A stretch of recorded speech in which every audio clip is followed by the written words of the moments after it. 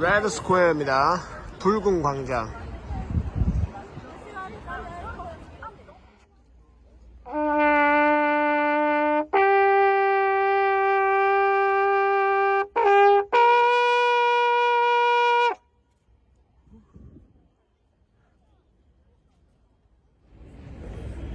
할렐루야.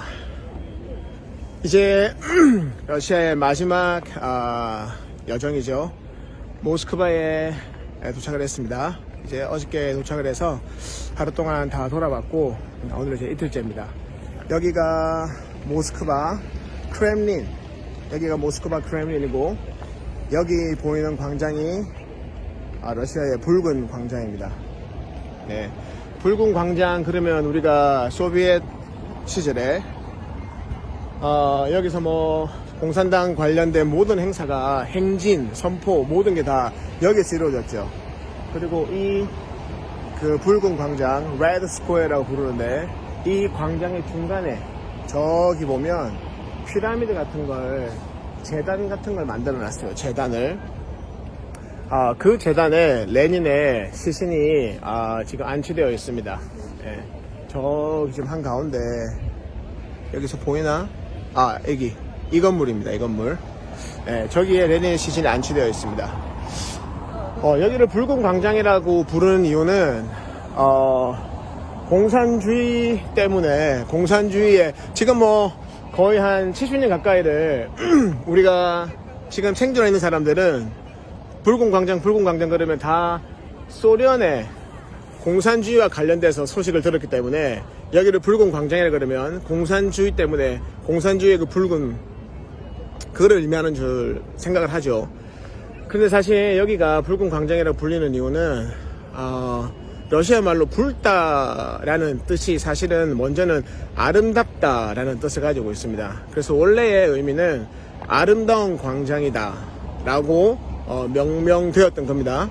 근데 그 단어 안에 붉다라는 뜻이 있기 때문에 이제 나중에 러시아가 끝나고 이제 소비에트 유니언, 소련 공산주의가 시작되면서 이제 그 아름답다는 의미보다는 공산주의를 상징하는 붉음을 더 강조해서 여기를 붉은 광장이라고 더 많이 부르게 되었던 것 같습니다.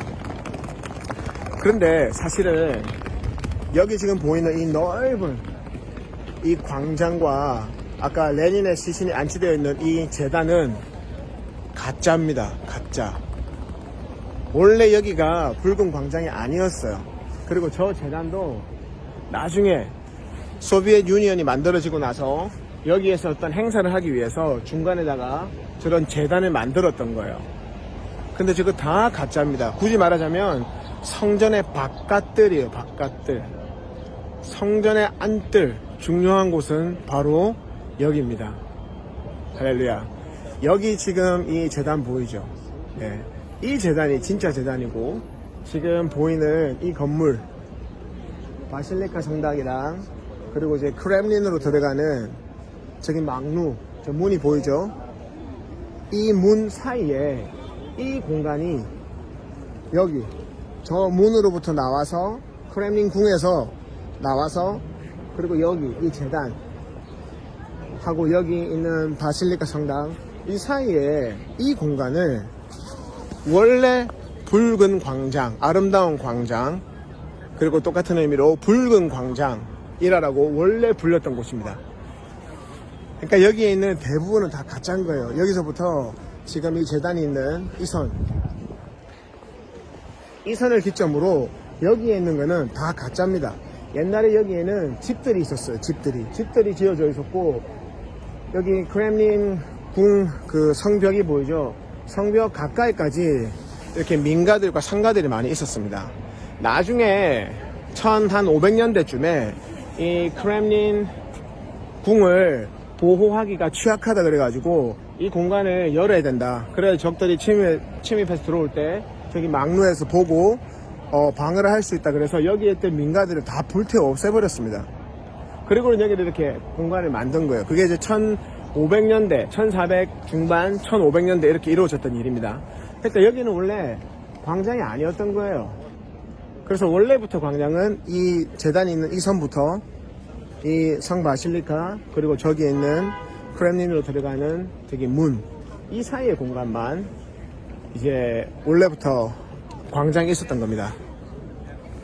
그러니까 붉은 광장의 진짜 광장은 어디다?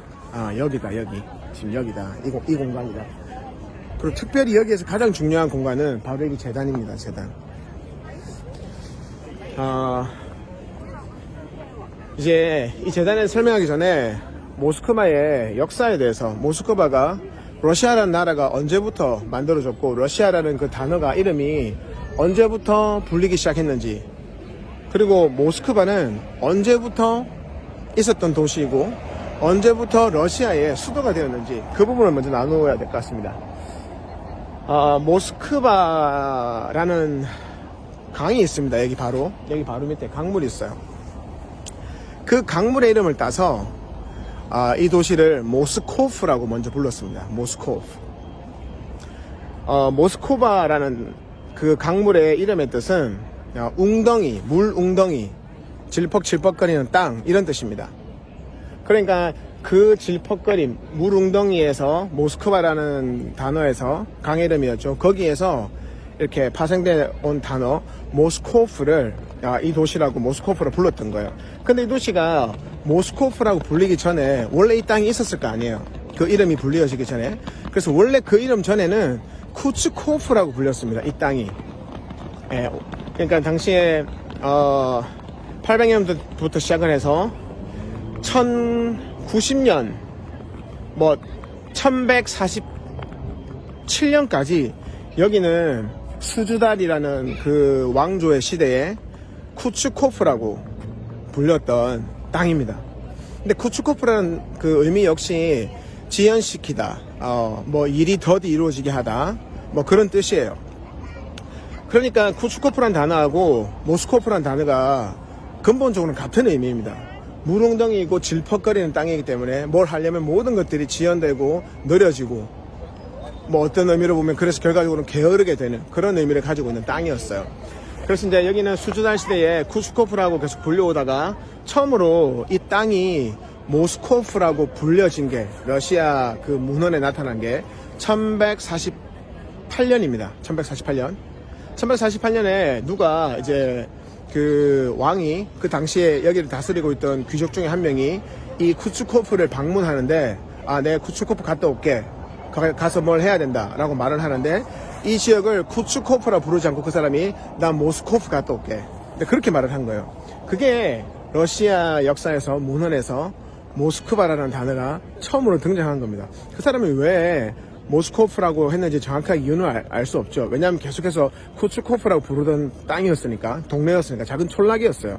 이 강, 모스크바라는 강 끼고 있는 유역에 있는 작은 촌락이었단 말이에요.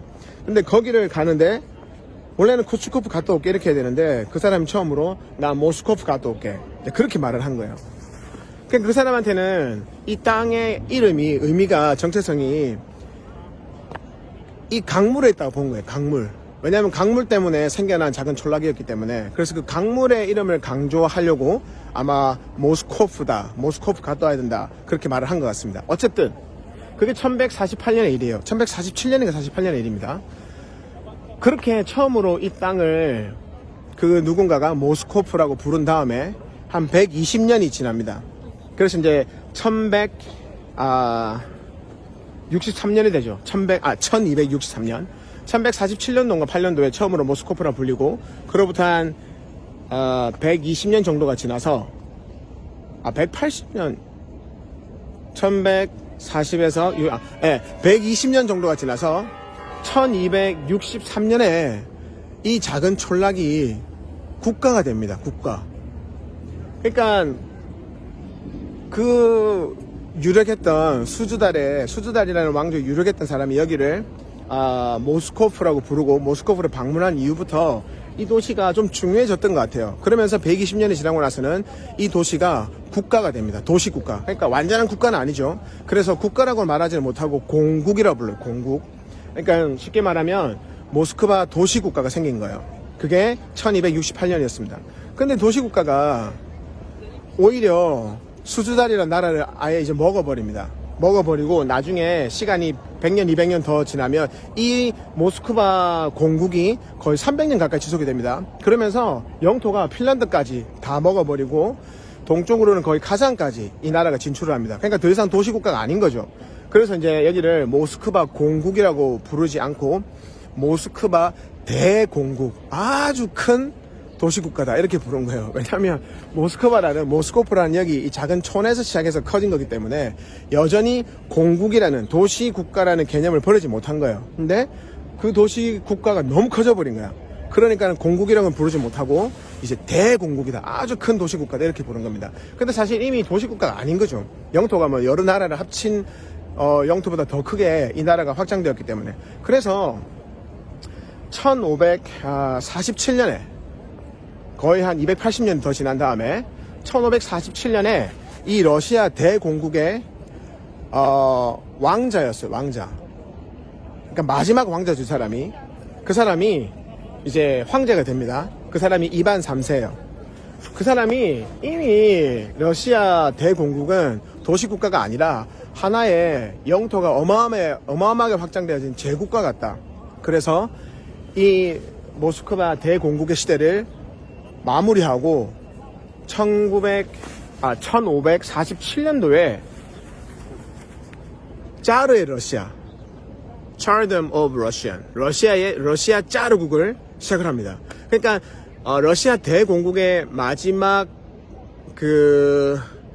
왕이라 해야 되죠. 그 왕이 첫 번째 러시아 짜르국의 짜르가 되는 겁니다. 예. 왜 이 사람이 자신을 짜르라 불렀느냐? 킹이라 하지 않고 이 짜르라는 말은 로마의 시저, 로마 황제 있잖아요. 로마 황제. 시저, 카이사르, 시저라고 불렀던 그 명칭을 러시아식으로 부른 게 짜르입니다. 왜냐하면 이 사람 머릿속에는 우리는 로마 제국을 승계하는 나라다라는 개념이 있었어요. 왜냐하면 로마 제국이 나중에 망하면서 동로마와 서로마로 나뉘죠. 원래 로마의 본진이었던 이탈리아 그쪽에 로마는 457년인가 하여튼 간에 빨리 망해버립니다. 그런데 서로마는 그렇게 망했는데 동로마, 그러니까 지금의 터키의 이스탄불, 거기가 비잔티움이었죠. 거기를 중심으로 동쪽에 있었던 그 동로마는 1457년인가 1400년 중반 때까지 나라가 유지가 됩니다. 그러다가 이제 오토만 제국, 오토만 엠파이어가 비잔틴 제국을 전쟁에서 이기죠. 그러면서 동로마도 망하게 됩니다. 그게 이제 1457년인가 그럴 거예요. 그래서 이미 로마라는 그 나라와 제국과 유산은 사라졌는데 이제 이 이반 3세가 러시아 짜르국을 시작할 때는 나는 로마를 계승하는 그런 왕국을 만들겠다. 그래서 나는 로마의 황제를 이어받은, 황제직을 물려받은 시저다. 그거를 러시아 말로 짜르다. 나는 이제부터 짜르다. 그리고 러시아는 로마를 승계한다. 이제 이렇게 된 겁니다. 그래서 그때 받아들였던 게 독수리 문양입니다. 특히 비잔티움, 그러니까 로마에서는 독수리였죠. 근데 비잔티움이 이제 동로마죠. 동로마에서는 독수리인데 머리가 2개 달린 독수리를 휘장으로 많이 썼습니다. 그래서 러시아도 그때 이 이반 3세가 정식으로 처음으로 그 머리 2 달린 독수리를 나라의 휘장으로 받아들입니다. 이것으로도 그 러시아 짜르국이 동로마를 승계한 나라라는 게 그걸 또 명백하게 알 수 있는 하나의 근거가 되는 거죠. 예. 그래서 이제 1547년에 모스크바 대공국은 사라지고 러시아 짜르국이 시작이 되는데 그 러시아 짜르국을 우리는 오늘부터 모스크바 대공국이 아니라 러시아 짜르국입니다 라고 선포했던 그 자리가 아까 저기 있는 이 재단이었습니다. 재단. 그 재단에 서서 그걸 발표했던 거예요. 여기가 이제 레닌이 묻혀있는 소비에트 유니언이, 소련 공산당이 썼던 재단, 가짜 재단.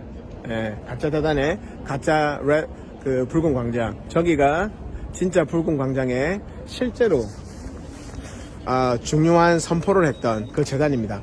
저기가 왜 중요한 선포가 이루어졌냐? 왜냐하면 이 이반 3세가 처음으로 이제 러시아라는 단어를 씁니다. 그전에는 러시아를 불린 적이 없어요. 여기가 놀랍죠. 예. 그래서 이반 3세가 1547년에 이제 짜르국을 시작을 했잖아요. 그러면서 러시안 짜르국, Tsardom of Russian 이라고 한단 말이에요. 거기서 러시아 역사 처음으로 러시아라는 단어가 나옵니다. 그러면서 이 나라의 이름이 러시아가 되는 거예요. 러시아라는 뜻은 러스라는 단어에서 나왔습니다. 예, 러스라는 단어는 바이킹 언어에서 나온 거예요. 그 뜻은 바이킹의 그룹, 바이킹의 그 집합체, 바이킹 집합체가 다스렸던 땅, 영토 이런 걸 의미합니다. 왜냐하면 그 당시에 북유럽에서 스웨덴에서 이쪽으로 넘어와서 여기를 장악하고 있었기 때문에 세인트피터스버그도 스웨덴 땅이었죠 원래. 그래서 여기까지 깊숙이 들어와 있었기 때문에 이 지역을 바이킹 민족들이 장악하고 통치하는 바이킹의 영토다 이런 개념이 있었어요. 그래서 여기를 러스라 불렀단 말이에요. 그거를 이제 이 모스크바 대공국이 먹은 거예요. 다 먹은 거예요. 그래서 이제 우리는 바이킹들이 다스리던 그 바이킹의 영토를 우리가 다 먹었다. 이거 이제 우리나라야 라고 하면서 러스에다가 러시아식으로 러시아라고 부르기 시작한 겁니다. 그러면서 러시아라는 나라의 이름이 처음 나온 거예요. 처음 만든 사람이 누구다? 이반 3세 첫 번째 짜르. 그 선포를 어디서 했다? 저기에서 이 재단에서 했다는 거예요. 이 재단에서. 그럼 이 재단에서 뭐가 나온 거예요? 러시아라는 나라의 정체성이 나온 겁니다. 그전에는 러시아라는 나라라는 게 존재하지 않았단 말이에요. 이제 짜르가 나는 새로운 나라 시작할 거야. 그래 놓고는 우리는 이제 이거를 도시국가가 아니라 하나의 나라, 하나의 큰 제국으로 부를 거야. 그리고 이 나라 이름은 예전에 바이킹들이 다스렸던 영토인데 이거 우리가 먹은 거야. 여기 그래서 우리는 러시아야. 자, 국민 여러분, 이제부터 우리는 러시아입니다. 이 나라의 이름은 러시아입니다. 라고 국가의 개념을 여기서 정립하고 발표한 거예요. 이반 3세가. 동시에 그러면 지금까지 국가의 이름으로 쓰였던 모스크바는 어떻게 되는 겁니까? 모스크바는 이제 어마어마한 크기의 영토의 한 중심에 있는 수도가 될 거야 라고 하면서 모스크바가 러시아라는 나라 개념 안에 이 나라의 수도라는 개념이 그때 처음 생긴 겁니다. 그러면 이 재단에서 어떤 일이 이루어진 거예요 지금? 모스크바라는 나라의 개념이 생겨나고 그 안에서 러시아라는 나라의 개념이 생겨나고 그 안에서 모스크바라는 이 수도의 개념이 생겨난 겁니다. 그 선포를 여기에서 한 거예요. 여기에서 1547년에. 그러니까 러시아에 그리고 모스크바에, 그러니까 러시아의 모든 것이 시작점이 어디냐? 여기인 거예요. 여기. 러시아의 모든 권위와 권세가 어디서 나왔냐? 여기에서 나온 거예요. 러시아의 정체성과 부르심이 어디서 나왔냐? 여기서 나온 겁니다. 여기서부터 저기 문 앞에 있는 여기 레드 광장이라고 불렸던 여기에서, 원래는 레드 광장이 아니라 Beautiful Square, 아름다운 광장이었죠. 어쨌든 여기에서 그 선포가 이루어진 겁니다. 러시아의 개념과 러시아와 모스크바라는 개념이 처음 나왔고, 러시아라는 나라의 그리고 모스크바라는 수도의 정체성과 부르심이 처음으로 만들어지고 선포되었던 장소, 바로 여기 이 계단, 여기인 겁니다. 여기가 러시아, 전 러시아, 동쪽 끝에서 서쪽 끝까지 7일하고도 2시간을 더 기차를 타고 달려가야지 겨우 갈 수 있는 이 어마어마한 나라.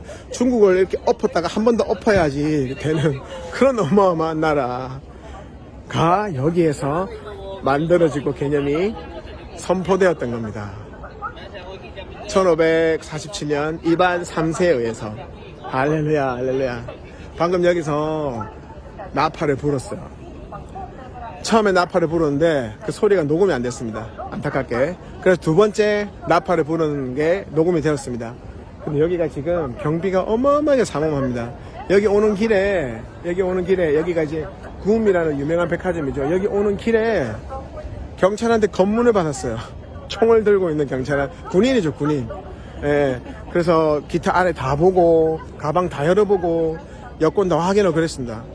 왜냐면 오늘이 굉장히 중요한 날이거든요. 지금 여기까지도 방해가 많았습니다. 오늘도 방해가 있을 줄 알았지만 어쨌든 그런 게 있었어요. 되게 긴장하면서 왔습니다.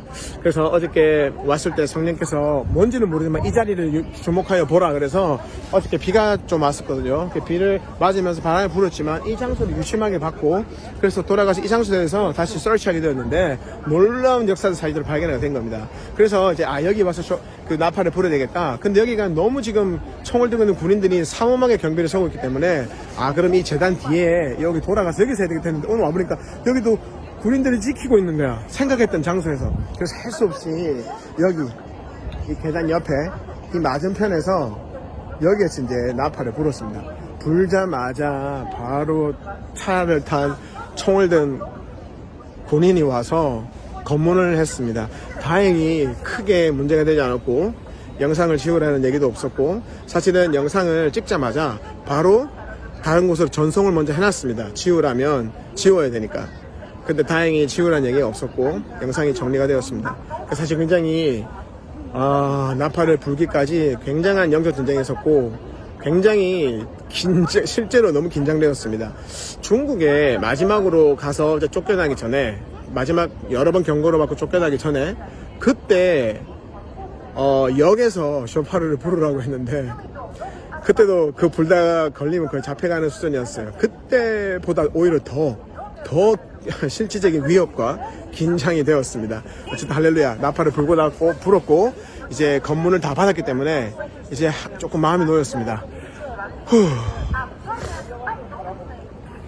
자, 그래서 1547년에 이반 3세여에서 모스크바 대공국의 마지막 왕자였던 사람이 이제 왕이 되면서 나는 이제 모스크바 대공국 안 해. 왜냐하면 땅이 너무 커 이제. 그러니까 이제는 제국이야. 이 땅 러스가 차지했던 땅 러시아야. 우리나라야 이제. 그리고 그러면 지금까지 모스크바 대공국이라 불리는 모스크바는 어떡할래? 모스크바는 이 거대한 나라의 수도야. 그리고 여러분들은 수도에 사는 사람들입니다. 모스코바이츠. 이 개념, 그러니까 모스크바의 정체성과 부르심과 그리고 모스크바인이라는 개념을 여기에서 발표한 거예요.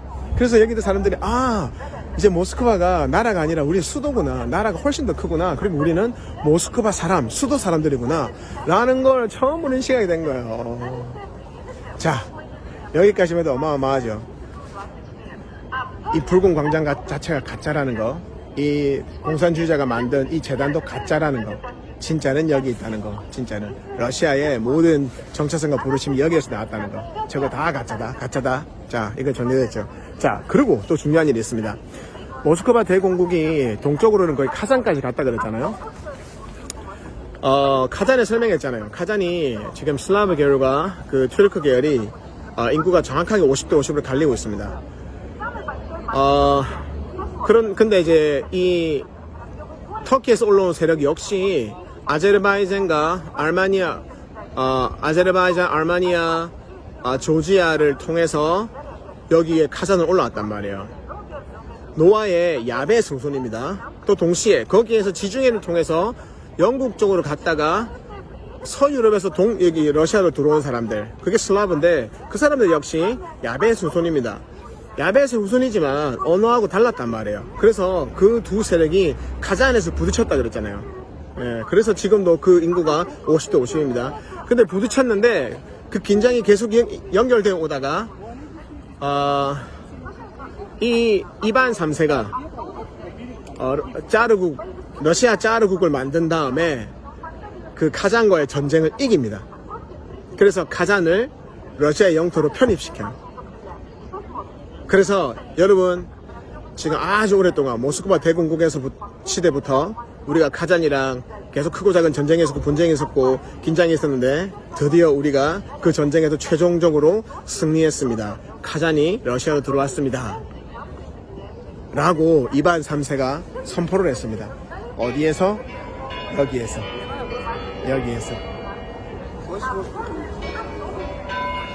여기에서 선포를 한 거예요. 그러니까 이 장소의 역할은 뭐예요? 지금까지 황제가 즉위하는 장소죠. 황제가 즉위하는 곳.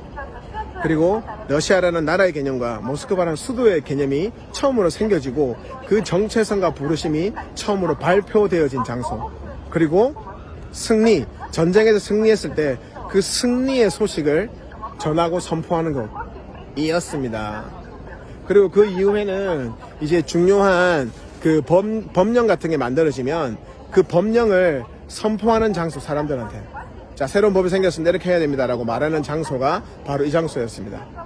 그리고 한 번은 이 장소에 러시아 이름이 뭐 처형의 장소라는 뜻이 있습니다. 근데 굳이 그렇게 말한 이유는 딱 한 번 농민 반란군이 있었는데 그 농민 반란군의 그 지도자를 여기에서 한 번 처형한 적이 있습니다. 근데 그거는 딱 한 번이었고 나머지 모든 것은 황제가 즉위하고 러시아라는 나라와 모스크바라는 수도가 만들어지고 선포되어지고 그 정체성과 부르침이, 그리고 전쟁에서 승리의 소식을 전하고 선포하는 곳, 그리고 새로운 법령이 만들어졌을 때 그 법령을 선포하던 장소였습니다. 여기가 그렇게 계속 사용되었던 거예요. 언제부터? 1547년 이반 3세가 첫 번째 자루로 즉위하면서부터 그렇게 사용되어져 왔던 겁니다. 와, 너무 놀라운 장소죠. 너무 놀라운 장소죠. 러시아에서 가장 중요한 한 지점을 찝어라 그러면 바로 여기입니다. 여기. 와. 자, 그런데 이제 모스크바 얘기는 충분히 한 것 같아요. 거기서부터 이제 1547년부터 모스크바가 러시아의 수도가 된 겁니다. 수도가 되어서 쭉 연결되어 오다가 마지막 자르 피터 1세, 우리가 아는 그 표터르 대제, 러시아 제국의 첫 번째 황제였고 마지막 자르였던 사람이 1721년에 이 러시아의 자르국을 멈추고 나는 유럽식으로 갈란다, 나 유럽식으로 할래 그러면서 러시아 제국을 만들고 수도를 모스크바에서 세인트피터스버그로 옮깁니다. 세인트피터스에서 나눴죠. 네, 그 이유를 인본주의, 당시 르네상스를 러시아에 받아들이기 위해서 그 짓을 했습니다. 러시아가 르네상스를 받아들인 결과가 공산주의입니다. 왜냐하면 인본주의의 정점이 공산주의이기 때문입니다. 결국에 사람이 하고 싶은 대로 하면 하나님을 부정하고 하나님의 형상으로 지음받은 사람의 가치를 부정할 수밖에 없기 때문에 결국 공산주의로 가는 거예요. 그래서 사단이 이 땅에 사단의 모습은 나타나지 않죠. 사단이 이 땅에 나타나는 모양은 이 땅에는 모든 문화와 경제 모든 걸 다 합치면 결국에 가장 위에 뭐가 있냐? 공산주의가 있습니다. 공산주의가. 그래서 마지막 때에 적 그리스도가 나타나는 체제는 반드시 공산주의 체제입니다. 어쨌든 그때 모스크바에서 세인트피터스버그로 수도가 한 200년간 옮겨갑니다. 그래서 1712년부터 그 볼셰비키 혁명이 성공하는 1917년 10월까지 거의 200년 가까이는 세인트피터스버그였었어요. 근데 다시 공산당이 볼셰비키가 공산주의 혁명을 성공하고 나서는 수도를 다시 여기를 옮겨옵니다. 옮겨오고 나서는 여기를 자기들이 체제를 선전하는 광장으로 사용했던 거죠. 여기 재단 설치하고 여기에서 뭐 연설하고 뭐만 거 다 했을 거 아니에요. 붉은 광장, 여기를 원래 아름다운 광장이었는데 자기들 커뮤니즘 광장, 붉은 광장에다만 하면서. 근데 웃긴 거는 여기 다 가짜라는 거야. 아무런 권위도 권한도 없는, 그냥 원래는 민가였던 땅이야. 민가를 불태워 없애서 그냥 성을 방어하기 위해서 공간을 마련했을 뿐이야. 아무것도 없는, 아무런 권위도 없는 땅에서 저희끼리 쇼한 거예요. 그냥 쇼한 거예요. 멍청하게 헛짓거리 한 겁니다. 헛짓거리. 진짜는 어디다? 저기 다 있다. 할렐루야. 그래서 방금 쇼파를 본 이유는 그러한 러시아 전역에, 모스크바 이 전역에 권위와 권세를 가지고 있는 적이기 때문에 이곳에 천군 천사의 사역이 풀어질 것을 선포하는 나팔을 불었던 겁니다. 그리고 그걸 통해서 이 땅의 정체성과 부르심과 함께 언약하고 서고 이 땅에, 이 나라의 정체성과 부르심과 함께 하겠다, 보증인이 되겠다라는 그런 선포였던 겁니다. 모스크바에 대한 역사 충분히 나눴고 붉은 광장에 대해서도 충분히 나눴고. 자, 그러면 모스크바, 그것도 나눠야 되겠구나. 모스크바 지금 상징하는 휘장이 있을 거 아니에요. coat of arm. 그 뭐 휘장 같은 거 있잖아요. 무슨 국기는 아니지만 이렇게 뭐 깃발, 그렇지, 깃발에다가 이렇게 휘날리게 하는 그림. 그게 뭐냐면 어떤 기사가, 그러니까 왕이죠. 왕이 말을 타고 뱀으로 보이기도 하고 큰 뱀, 용으로 보이기도 하는 그거를 이 말 발굽으로 빡 밟고 있는 모습이 지금 현재 모스크바의 휘장이에요. 휘장. 말했죠. 뱀, 용, 사단이라고. 사단이 이 땅에 나타날 때 그 최정점에는 뭐로 나타난다고? 모든 문화와 경제와 정치와 다 합쳐서 사단이 딱 나타나는 하나가 뭐냐면 공산주의라고요. 그게 최정점에 있다고요. 자, 원래는 모스크바에 지금 부르시면 뭐라? 공산주의 머리를 깨 밟아서 뭉개뜨리는 거라고. 적그리스도의 체제가 될 공산주의를 밟아 으깨는 거라고. 그게 모스크바라고. 모스크바. 놀랍죠. 와우. 그걸 아니까 사단이 이 모스크바를 공산주의의 본산으로, 중심으로 만들었던 거예요. 그래서 하나님이 이 땅에, 이 모스크바라는 땅에 허락하신 이 부르심을 더럽혀버린 거야. 그래봐야 뻘짓거리였지. 왜? 가짜에서 한 거야. 가짜에서. 아무런 권위와 권세도 없는 멍청하게. 항상 그렇지, 걔는. 하나님을 막 방해하려고 하지만 결국에는 아무것도 못하는. 예수를 죽이면 지가 이길 줄 알았나? 죽이니까 예수가 그 사단의 본진에 가셔가지고 다 때를 부숴버리고 지옥을 쑥대고 만들어버리고 그냥 지옥문 발로 차버리고 그냥 나오셔버리잖아. 마찬가지로 이 땅은 공산주의의 망령을 끊어버리는 나라입니다. 공산주의 망령이 끊어지는 곳, 그것을 밟아 죽여버리는 곳, 머리를 어깨버리는 곳, 그게 모스크바의 부르심이에요. 사단이 잠시한 70년 동안 여기를 가짜 붉은 광장에서 가짜 재단을 세워가지고 쇼한 거예요. 쇼. 그래서 모스크바의 부르심이 회복될지어다. 모스크바의 부르심이 뭐다?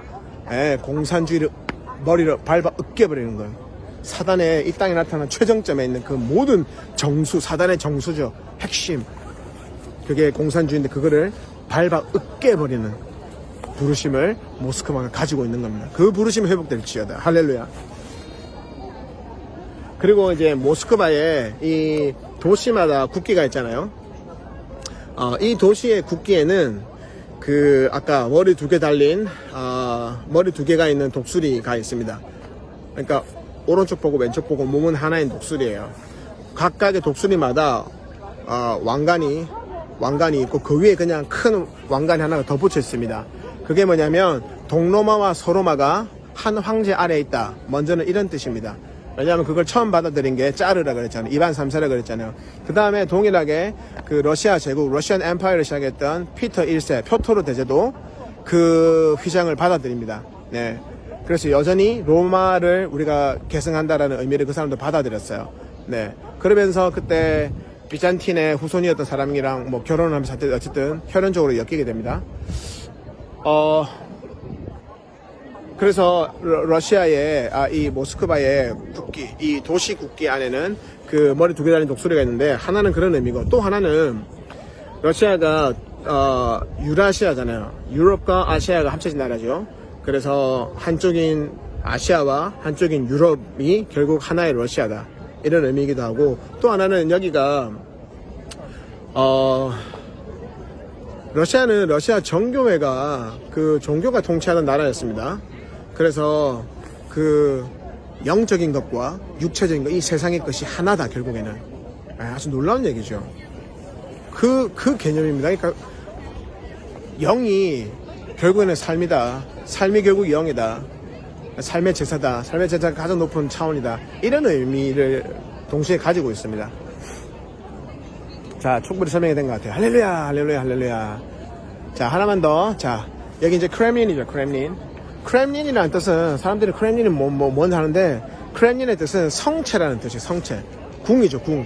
성체가 무슨 뜻이죠? 성체는 도시 안에 있는 성이라는 뜻입니다. 그러니까 성체가 되려면 도시가 있어야 돼. 뭐 서안 이런 데 가면 외성이 있고 내성이 있잖아요. 그러니까 내성을 러시아 말로는 크렘린이라 부르는 거예요. 지금 뒤에 보면 빨간 옷 입고 있는 분 있죠. 그러니까 러시아에서는 좀 재밌는 게 아름답다라는 뜻이 붉다라는 뜻이랑 같은 뜻이라 했잖아요. 그래서 그런지 모르겠지만 굉장히 빨간색 있잖아요. 그런 코트를 입거나 완전 새빨간 구두 있잖아요.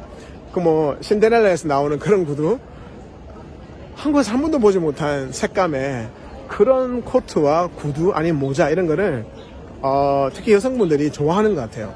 네. 그래서 그 아름답다라는 말과 붉다라는 의미가 러시아에서는 통용되는 것 같습니다. 어쨌든 크렘린이라는 뜻은 성체라는 뜻입니다. 그러니까는 크렘린이 성립되기 위해서는 이 도시가 있어야 되는 거예요. 도시가. 예, 도시가 있은 다음에 그 도시에 이제 왕이 사는 궁을 지으면 그게 러시아에서는 크렘린이 되는 겁니다. 우리 시베리아 쪽에서 계속 많이 나눴잖아요. 우랄산맥 동쪽에서 많이 나눴잖아요. 러시아 역사는 우랄산맥을 넘어가서 우랄산맥까지 정복을 하고 그 다음에는 우랄산맥을 넘어가서 그 이후의 땅들을 탐험하고 그리고 강을 따라가서 강이 만나는 곳에 도시를 세우고 그런 역사였습니다. 그리고는 철도를 연결해서 거기에 있는 자원들을 우랄산맥 이쪽으로 가져와서 산업을 일으키고 사용하는 것, 소비하는 것 그런 역사였었어요. 그렇기 때문에 우랄산맥을 넘어간 러시아의 영토의 80%를 차지하는 하지만 20% 인구만 살아가는 거기에는 다 도시들이 처음에 시작될 때 하나의 작은 요새로 시작했지. 요새. 예. 처음에는 요새를 세울 수밖에 없는 거예요. 외부로부터 보호해야 되니까 그냥 큰 집을 짓는 거죠. 큰 집을. 그 집을. 그래서 그걸 감옥이라 불렀다고. 감옥. 그래서 그 요새에서 살아야 되는 거예요. 왜냐하면 외부에서 뭐 당시에 거기에 있는 원주민들이나 아니면 동물들로부터 공격받을 수 있으니까 작은 성 같기도 하고 큰 집 같기도 하고 그런 걸 세워서 처음에 살았던 겁니다. 그걸 이제 오스트로그라 부르죠. 러시아 말로. 그리고 이제 그게 점점 커지면 그거부터 점점 그 집을 점점 넓혀 나가서 몇 가구가 한 10가구나 20가구가 살 수 있는 그런 작은 촌을 만드는 거예요. 그거를 포사드라 불렀단 말이에요. 그죠? 그 포사드가 점점 넓어서 큰 도시가 돼. 그러니까, 그 도시를 다스리는 지도자가 생기겠죠. 그 지도자가 그냥 집에 살 수가 없으니까, 나 여기다가 작은 성 하나 더 지을게. 큰 포사드 안에 작은 포사드를 하나 만드는 거예요. 그걸 크렘린이라고 부르는 겁니다. 그럼 이제 결과적으로는 밖에 거는 외성이 되는 거고 안에 있는 거는 내성이 되는 거죠. 이 내성을 크렘린이라고 부르는 거예요. 이 성이라고 부르는 겁니다. 성체라고 부르는 겁니다. 자, 이 크렘린은 처음 나온 게 1090년입니다. 1090년에 여기 지금 크렘린이 있는 이 땅에 그러니까 모스코 강이 흘러가는 강변에 첫 번째 성체가 섰다라는 기록이 있습니다. 근데 첫 번째 성체는 뭐죠? 오스트로그였겠죠. 감옥 같은 하나의 작은 요새. 그걸 먼저 여기 세웠던 거예요. 여기서도. 그리고 사람들이 점점 모여서 요새가 포사드가 되고 포사드가 엄청 커지니까 그 다음에는 가운데 하나 더 포사드를 세운 거죠. 그게 이제 성체. 그거를 크렘린이라 부르는 겁니다. 그러니까 여기가 쿠츠코프라고 불리던 시절부터 여기에 크렘린이 이 성체가 존재를 했었고 1147년인가 8년에 모스코프라고 불리는 시절에는 그게 이미 훨씬 큰 포사드 그러니까 성체가 되었을 거고 성이 되었을 거고 그리고 이제 1263년에 모스크바 공국이 시작될 때는 이미 좀 커졌으니까 작은 형태의 크렘린이 있었을 거고 모스크바 대공국이 된 시대에는 이미 어마어마하게 이 모스크바 도시가 커졌기 때문에 그때부터 크렘린이 엄청 커진 겁니다. 그러면서 이제 이 크렘린이 되게 중요한 지역이 되고 이 크렘린이 외부에서 공격이 들어올 수 있기 때문에 여기에 원래는 집들이 같이 살았는데 이 지역에 있는 집들을 다 없애고 불태워 없애고 다 밀어버리고 이 공간 이게 한 250m 될 거예요. 243배당을 그럴 겁니다. 이 공간을 마련한 거예요. 성을 디펜스하기 위해서 방어하기 위해서 그렇게 만든 겁니다. 여기 보면 막루들이 이렇게 있죠. 막루들이 워치맨 타워. 여기가 제일 큰 워치맨 타워. 여기에서 나오는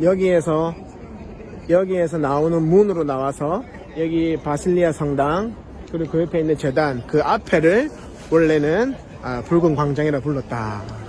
이렇게 되겠습니다. 와우. 할렐루야. 그래서 이제 주 예수 그리스도 이름으로 이미 다 선포했고 나팔을 불어서 천군 천사의 사역을 그 선포 위에 다 풀었습니다. 다시 한번 그 내용을 나누자면 모스크바는 공산주의에 대해서 승리를 선포하는 땅입니다. 공산주의에 대해서 사단 진리와 교회가 공산주의에 대해서 사단주의에 대해서 승리했다를 선포하는 정체성과 부르심을 그걸 선포하는 부르심을 가진 땅입니다. 그래서 예수 이름으로 공산주의의 망령은 모스크바에서 끊어지고 영원히 사라질지어다. 오히려 모스크바가 이제 진리와 교회가 공산주의 이념에 대해서, 사단의 이념에 대해서 승리하였노라를 외치는 그런 도시와 땅이 될지어다. 할렐루야, 할렐루야, 할렐루야, 할렐루야.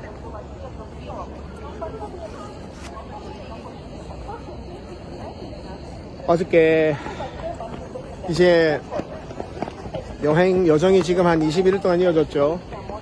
매일매일 다른 곳에서 잘 수밖에 없죠. 배에서 자고, 뭐 또 유스 호스텔에서 자고, 다음날은 기차에서 자고, 다음날 날씨 호스텔에서 기차 호스텔 계속 이런 식으로 21일 오다 보니까 많이 피곤해졌나봐요. 네. 그래서 어저께는 굉장히 몸이 피곤했습니다. 비도 많이 왔고. 그래도 어쨌든 빨리 정탐을 해야 되기 때문에 어제 나와서 이 모스크바, 이 크렘린을 쭉 한 바퀴 다 돌았습니다. 예, 다 돌고 그때 이제 성령께서 주시는 감동을 가지고 이제 숙소로 돌아가서 영적으로 그리고 실질적으로 준비를 했던 겁니다. 그때 이 장소를 성령께서 명확하게 하이라이트 하셨고, 러시아라는 나라와 모스크바라는 이 수도의 그 뿌리를 알게 하셨습니다. 그리고 그 부르심이, 공산주의는 70년밖에 없었던 거고, 원래부터 이 땅의 부르심은 그 공산주의, 사단, 그 머리를 이겨버리는, 그 진리가 가장 강력하게 선포되어져야 되는 땅, 이 모스크바이고, 그걸 품고 있는 나라가 러시아라는 거예요. 그래서 러시아가 모든 나라들 위해서 이걸 다 품고 있는 겁니다. 이번에 동쪽 끝에서 서쪽 끝으로 오면서 이 아시안 하위 6번 길이 얼마나 중요한지, 이 아시안 6번 길에 줄줄이 사탕처럼 걸려있는 아시안 하위 3번, 울란우드 출발하는 3번,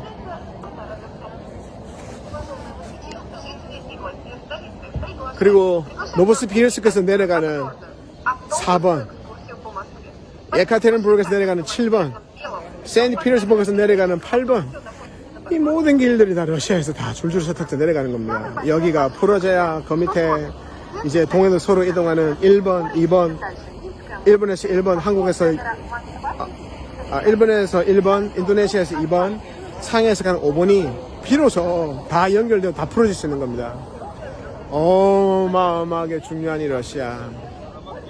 물론 마지막 때에 러시아는 사단의 짓을 하겠죠. 사단의 도구로 사용을 되겠죠. 하지만 본질적으로 러시아와 모스크바는 그 사단의 모든 사단 짓거리에 대해서 교회와 진리의 승리를 가장 명확하고 강력하게 선포하는 부르심을 가진 땅입니다.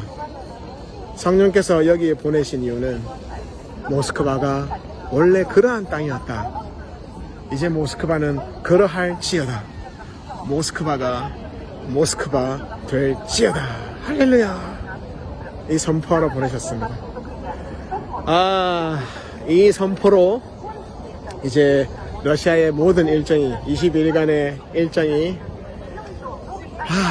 마무리되었습니다. 할렐루야.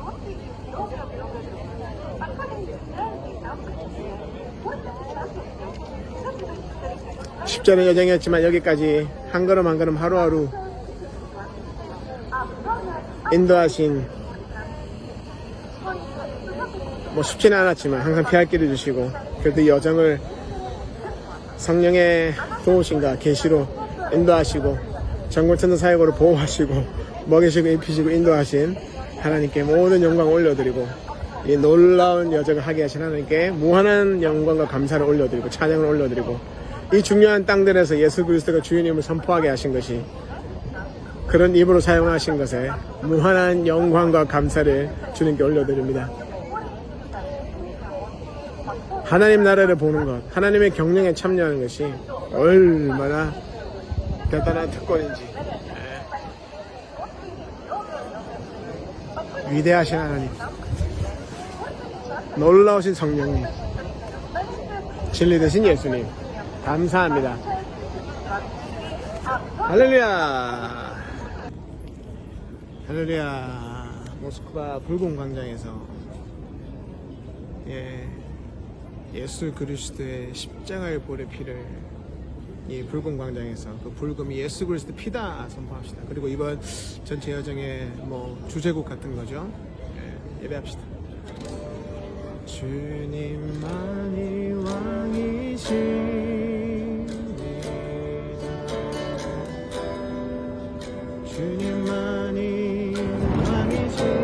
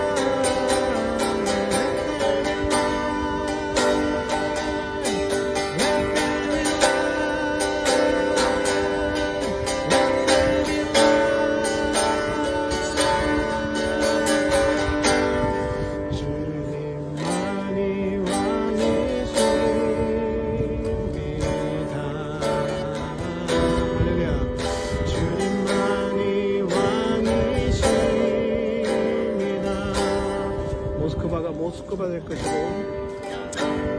러시아 될 것입니다.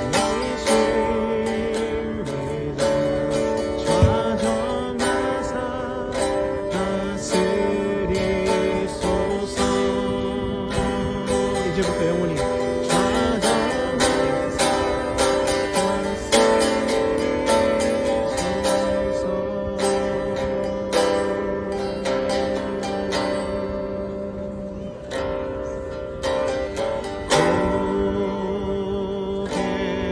그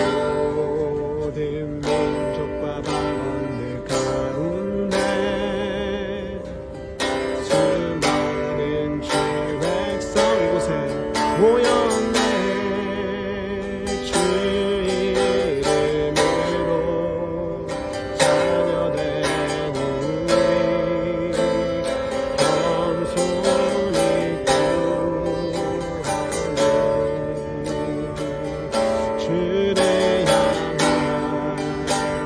감사와 찬양을 말로 다 표현할 수 없네. 다만 내 힘을 다해 온 마음을 다해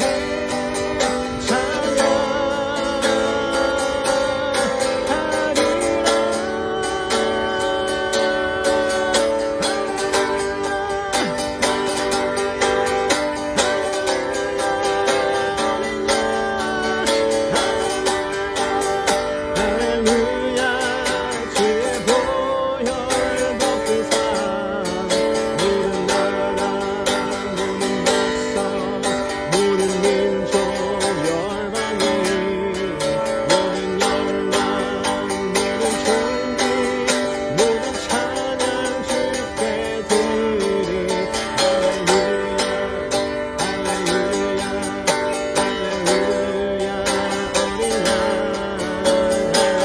양 주의 보혈 덮으사 모든 나라 모든 백성 모든 민족 결국에 열방이 모든 영광 모든 존귀 모든 찬양 주께 드리리 모든 찬양 주께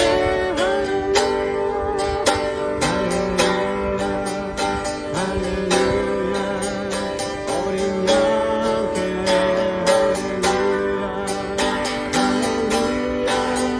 보좌 위에 어린 양께 모든 나라 모든 백성과 모든 민족과 열방이 모든 영광과 모든 존귀와 모든 찬양 주께 드리라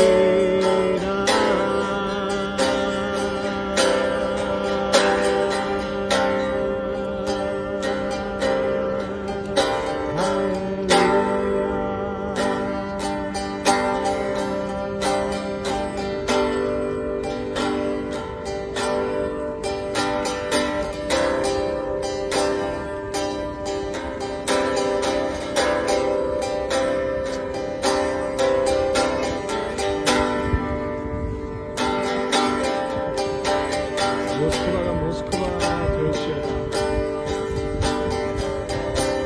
이 아름답고 놀라운 승리를 선포하는 땅, 교회와 진리의 승리를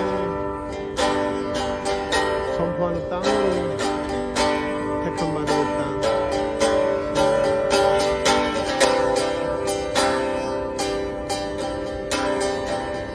이 땅의 주인이 예수 그리스도십니다. 할렐루야. 주님만이 왕이십니다.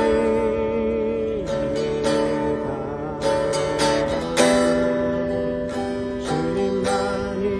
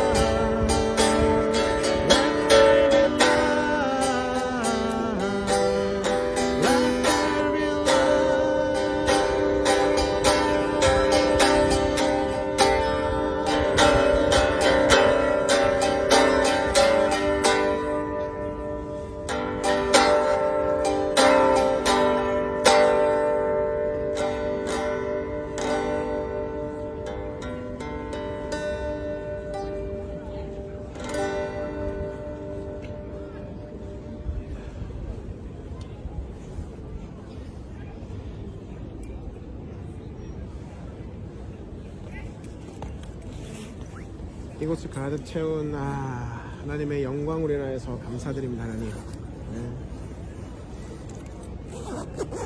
원래부터 이 땅을 진리와 교회의 승리를 선포하는 땅으로 삼으심에 감사드리며 그 정체성과 부르심이 오늘 명확하게 드러나고 그 빛을 발하게 하심에 감사드립니다.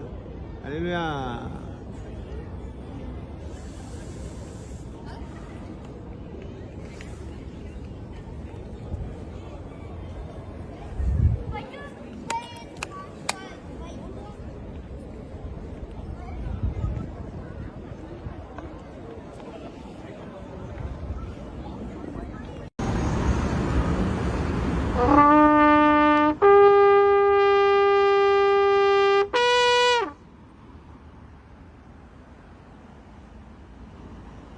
여기가 유로피언 하이웨이 30번이 시작되는 곳입니다.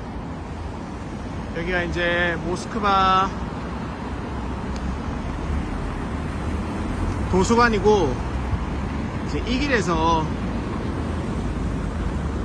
이제 크렘린에서 내려오는 길입니다. 그리고 이쪽 역시 크렘린으로 돌아서 오는 길, 이 두 길이 만나서 이제 이쪽 길로 쭉 내려가면 이제 벨라루스입니다. 여기가 유로피안 하이웨이 30번이 시작하는 곳입니다. 아시안 하이웨이 6번 길이 쭉 따라와서 모스크바로 들어오죠. 그러니까 그 철도 말고 고속도로 말하는 겁니다. 그럼 그 길이 들어와서 이제 이 지점에서 이제 이쪽으로 직선으로 그냥 쭉 갑니다. 이쪽으로 쭉 가면 그냥 벨라루스 국경이 바로 나옵니다.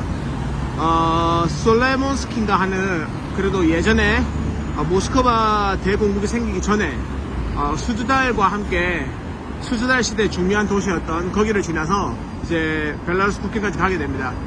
이번에는 지금 벨라루스 국경이 막혔습니다.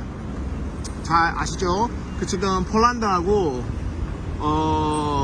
그 벨라루스 국경은 완전 막혔고, 러시아하고 벨라루스 국경도 지금 막혀 있습니다. 그래서 그쪽으로 가지는 못하고 여기 유로피안 하이웨이 30번에 시작하는 곳에서 지금 이 길에서 아시안 하이웨이 6번에서 나고 있는 모든 부흥의 진동들이 그 땅에도 온전히 전해지고, 예전에 폴란드에서 유럽의 서쪽 끝 포르투갈까지 그 길을 하셨는데 이제 벨라루스 딱 구간만 지금 못 가는 거예요. 그 길들이 이제 천사사역이 프로젝트지어다 그 길들 위에도, 이 길들에도 유로피안 하이웨이 30번을 따라서 벨라루스를 뚫고 폴란드 월소까지 이 봉의 진동이 벌어질지어다. 예수 이름으로 할렐루야, 할렐루야. 바로 크렘린, 이 아까 그 앞문이 붉은 광장이 있는 것이고, 이제 뒷문입니다. 뒤쪽으로 나오는 문을 나오면 여기 광장이 있고, 이 광장 바로 앞에 국가 도서관이 있고, 여기서 바로 시작하는 겁니다. 야, 할렐루야, 할렐루야.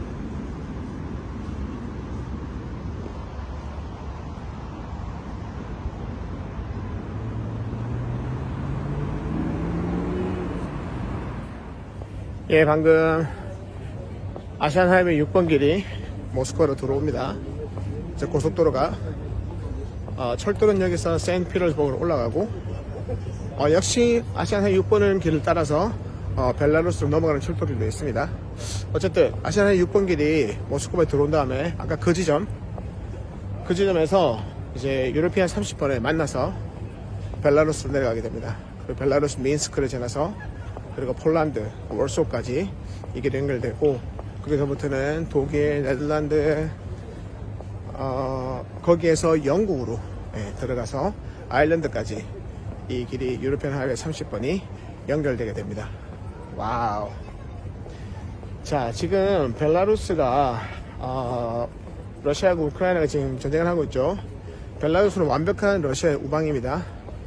그래서 특히 이번에 러시아가 폴란드에다가 전투기를 보냈습니다. 가려면 반드시 벨라루스를 통해서 가든가 도움이 필요하거든요. 그래서 그 일이 있고 나서 폴란드에서 그때 아마 노보스비르스크를 아마 지나가고 있을 때였을 겁니다. 이번 여정 중에 일어났던 일입니다. 그때 출발하기 직전입니다. 출발하기 하루 전날 그 일이 일어났습니다. 그래서 폴란드에서 갑자기 예, 벨라루스로 그냥 길이에요, 길. 원래 잘 통행하는 길이었는데 거기를 그냥 셧다운 시켜버렸습니다. 그래서 폴란드와 벨라루스 그 사이에 국경길에 그냥 딱 갇히게 된 사람도 있었어요. 그 사람들이 지금 굉장히 고통을 겪고 있다. 먹을 것도 없고 물도 없고 아무도 없으니까. 근데 그 폴란드에서 문을 열어주지 않고 있다. 이제 이런 기사가 떴었습니다. 그만큼 이제 벨라루스는 러시아의 완벽한 우방입니다. 중국에게 있어 북한과 같은 존재입니다. 중국이 한국과 바로 맞닥뜨리는 게 부담스러워서 북한을 지금 순망치안이라 그러죠. 예. 입술이 없으면 이가 시리다. 예. 뭐 하여튼 그런 거죠. 그래서 그 앞에 이렇게 자동차 범퍼처럼 대고 있는 겁니다. 마찬가지로 벨라루스는 러시아한테 유럽에 대해서 그렇게 범퍼와 같은 역할을 해주는 고마운 나라죠. 대신에 벨라루스는 러시아에 굉장히 협조적입니다. 그래서 이 중요한 크렘린에서 이 뒷문이라 그랬죠. 이 뒷문으로 바로 나오자마자 쭉 뻗어나 그냥 직선길로 쭉 가는 거예요. 그럼 바로 벨라루스가 나옵니다. 또 재밌게는 이 앞문, 뒷문의 이쪽 앞문, 아까 그 붉은 광장에 있는 그 앞문에서 바로 앞으로 나가면 굉장히 가까운 곳에 벨라루스 대사관이 있습니다. 네. 굉장히 가까운 곳에, 크렘린에 굉장히 가까운 곳에, 그리고 붉은 광장에서 앞으로 정면으로 이렇게 쭉 뻗어나가는 길에 멀지 않은 곳에 벨라루스 대사관이 있습니다. 그래서 이번에 벨라루스를 들어가기 위해서 여러 방법들을 알아봤습니다. 러시아에서 벨라루스로, 그리고 벨라루스에서 유럽으로 넘어갈 수 있는 방법이 있는지. 근데 지금 전쟁 중이기도 하고 여기 오기 직전에 아까 얘기했던 대로 러시아가 전투기를 폴란드 쪽으로 보내면서 약간의 가능성이 있던 게 완벽하게 막혔습니다. 그래서 대신에 여기 벨라루스로 가는 그 덕분에 유로피안 하이웨이 30분 출발 지점도 찾았고 너무 감사하네요. 네, 그곳에서 벨라루스로 비록 이번에 밟지는 않지만 여기까지 전해진 아시아나이 6번의 모든 흐름들이, 진동들이, 봉의 진동들이 벨라루스 그 길까지, 벨라루스 이르기까지 전해지기를 주님의 이름으로 선포하며 축복했습니다. 할렐루야. 여기가 모스크바 강입니다. 쭉 이렇게 도시를 관통해서 흐릅니다. 그럴 때 모스크바 강 바로 이렇게 크렘린이 세워져 있습니다. 여기가 쿠츠코바라고 불렸고 나중에는 이 강의 이름을 따서 모스코프라고 불렸던 그 지역이고 여기에 최초의 크렘린이 세워졌던 땅입니다. 왜냐하면 물길 따라 여기가 이렇게 물길이 부비치는데 이렇게 움푹 들어간 곳에다가 이 크렘린을 세운 겁니다.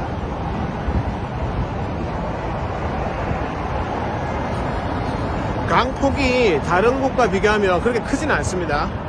볼가강 같은 경우에는 아니면 볼가강도 굉장히 넓고요.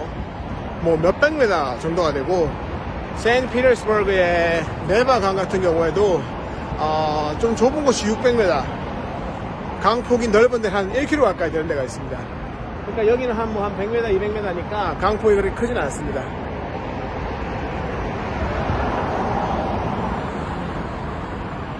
여기에서 보니까 크렘린의 위치가 너무 선명하게 확인이 됩니다.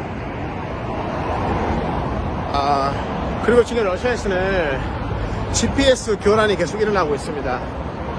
왜냐면 우크라이나 쪽에서 러시아 쪽으로, 특히 모스크바 쪽으로 드론 공격을 하고 있기 때문에 모스크바에서는 지금 GPS가 잡히지 않던가 잡히더라도 엉뚱한 방향을 이렇게 보여줍니다. 나는 여기 있는데 내가 핸드폰이나 이런 걸로 GPS 잡으면 나는 여기에서 한 200m 떨어진 뭐 저쪽에 있다, 그렇게 나옵니다. 지금도 원래 위치는 저긴데 지금 구글 맵이나 아니면 얀덱스 맵을 켜면 지금 내 위치가 저쪽으로 나와.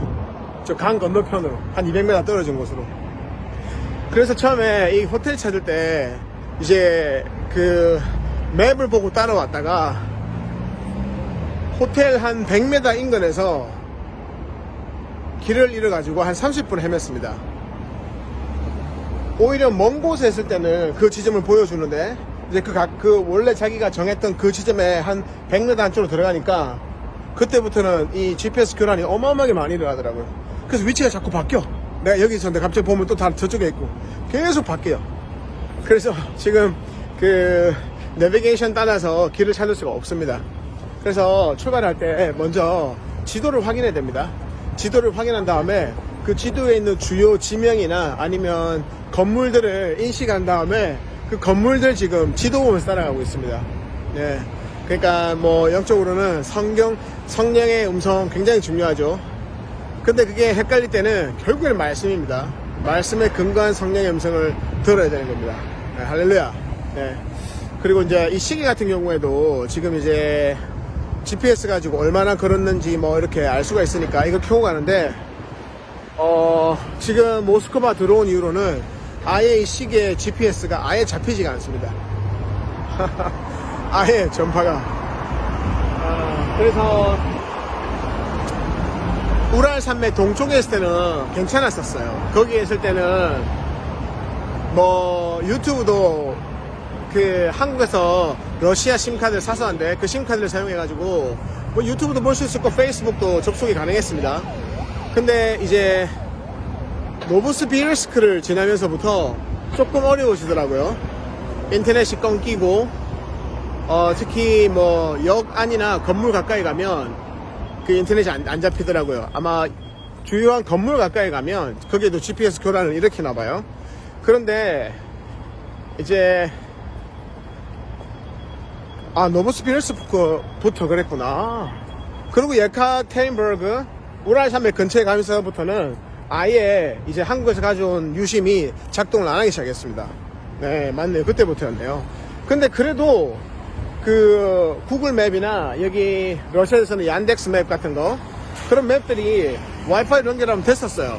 근데 세인트피터스부르크까지 그게 됐는데 모스코 들어오고 나서부터는 아예 그것도 안 됩니다. 예, 그 이유는 이제 드론 공격 때문에 아예 그냥 GPS를 막아놓은 게 아니라 아예 교란시키고 있어요. 내 위치가 여긴데 지금 보면 나는 저기 한 200m 떨어진 저기 있는 석산 있는 쪽에 지금 내 위치가 나온다고. 그리고 이 시계 같은 경우는 GPS로 움직이는 근데 GPS가 아예 그 신호가 아예 수신이 안 되고 있습니다. 지금 러시아는 그런 상황입니다. 그러니까 아예 뭐 한국에서 쓰는 그런 웹페이지 같은 거 네이버나 다음 같은 것도 굉장히 어렵게 열리고 어떨 때는 잘 열리 어쩔 때는 아예 안 열리고 뭐 유튜브나 페이스북 같은 거는 아예 접속 자체가 안 되고 그리고 구글 같은 것도 제한적입니다. 될 때가 있고 안 될 때가 있고 그렇습니다. 예, 그게 지금 러시아 실제 상황입니다.